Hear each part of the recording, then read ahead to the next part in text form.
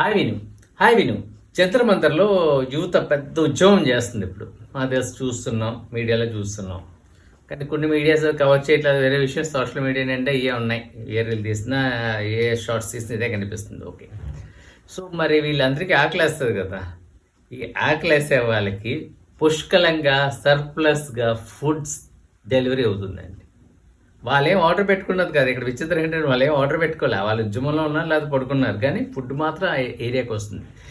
ఈ food delivery aggregators ఉంటారు కదా, జొమాటో అవ్వచ్చు, లేకపోతే స్విగ్గీ అవ్వచ్చు, లేకపోతే మిగతా కావాల్సిన ప్రోడక్ట్స్ త్రూ ఫ్లిప్కార్ట్, బ్లింకిట్ లాంటి డెలివరీ యాప్స్ ద్వారా వాళ్ళకి ఫుడ్ అందుతుంది పుష్కలంగా. ఎవరు ఇస్తున్నారు అంటే ఉద్యమానికి వెళ్ళలేని వాళ్ళు, ఉద్యమం చేయడానికి వాళ్ళకి కుదరని వాళ్ళు 2,000-3,000 రూపాయల ఫుడ్ని ఆర్డర్ పెడుతున్నారు. సో అది డెలివరీ అవుతుంది. సో దీన్ని ఇంకొకలాగా కొంతమంది మార్చొచ్చు. ఫండింగ్ ద్వారా వచ్చే డబ్బులని. ఏదో డబ్బులండి, తినాలి కదా, మనిషికి బేసిక్ నీడ్ ఫుడ్. అది ఎలా ఒకలా డెలివరీ అవ్వాలి కదా అక్కడ. సో మీరు ఉంటారు ఆకలితో, ఒక్కసారి ఆలోచించండి. సో ఎక్కడి నుంచో వస్తుంది వాళ్ళకి ఫుడ్ అనేది టైంకి డెలివరీ అవుతుంది. దట్స్ ఎ గ్రేట్ థింగ్ అది యాక్చువల్గా.